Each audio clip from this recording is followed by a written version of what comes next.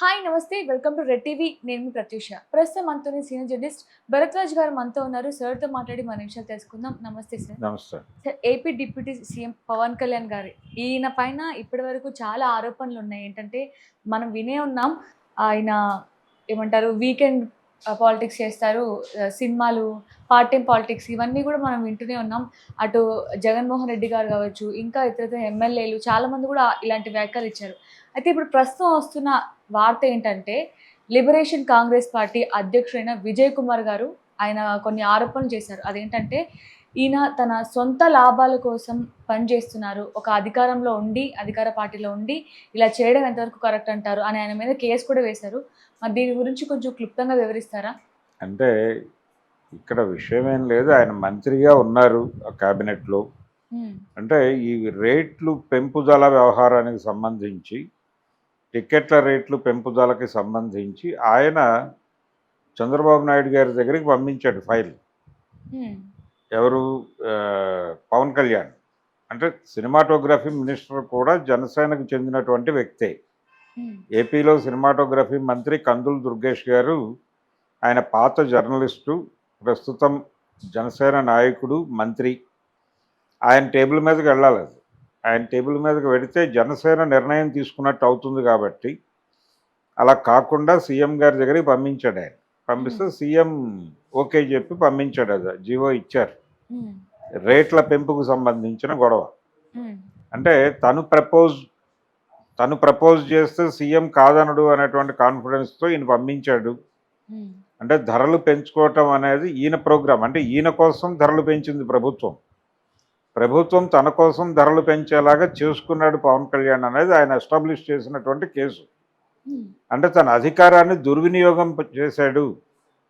తనకున్నటువంటి అధికారాన్ని, తనకున్నటువంటి స్థాయిని దుర్వినియోగపరుచుకుని స్వప్రయోజనం కోసం, తన ప్రయోజనం కోసం అని చెప్పాడు ఆయన. అంటే తన ప్రయోజనం అంటే ఆ సినిమాకి డబ్బులు వస్తే ఆ డబ్బుల్లో తనకు కూడా డబ్బులు వస్తాయి కాబట్టి ఆయన ఆ పని చేశాడు అనేది ప్రధానమైనటువంటి ఎలిగేషన్.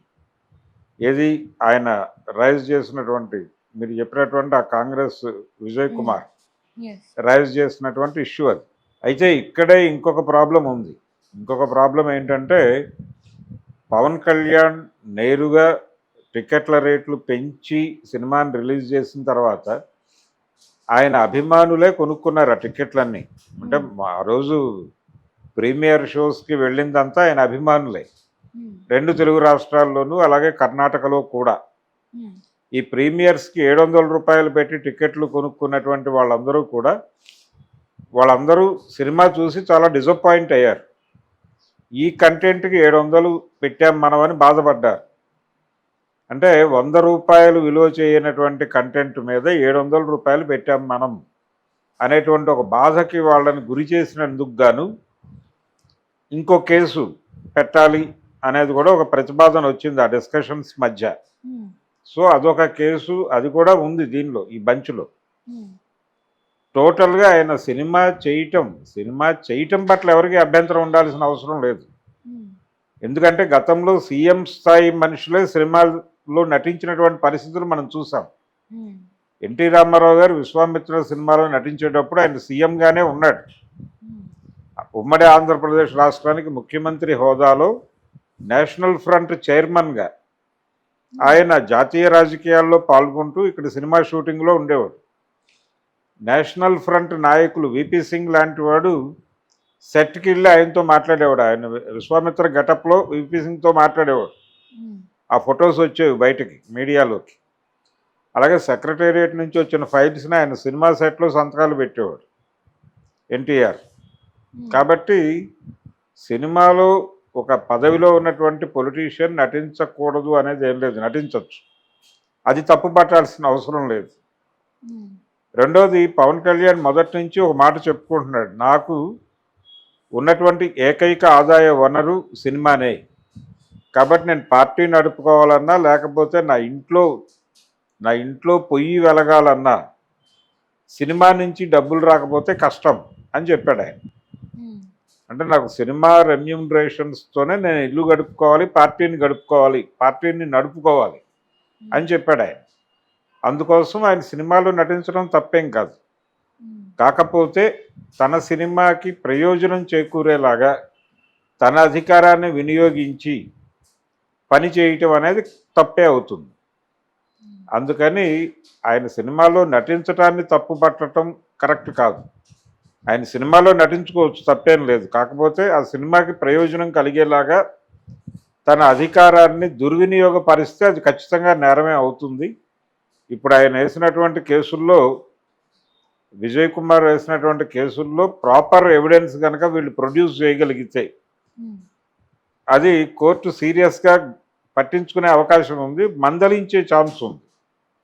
అంటే ఇది మొదటి తప్పు కింద మందలించి వదిలేస్తుంది కోర్టు అనే అనుకుంటున్నాను నేను. అంత పెద్ద సీరియస్గా ఆయనకి ఏదో శిక్షలు వేసే పరిస్థితి ఉంటుందని నేనైతే అనుకోవడం లేదు.